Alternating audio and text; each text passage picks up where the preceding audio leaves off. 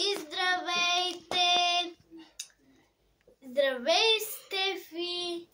Нали днеска се разбрахме да снимаме на пиано. А всъщност абонирайте се и за Стефи. Хайде сега да почваме. Качвам се по стълбичка песента. Сега моята операторка Мими ще дойде да ми покаже. И ето го моето пиано. И също така абонирайте се и за мен. Започваме.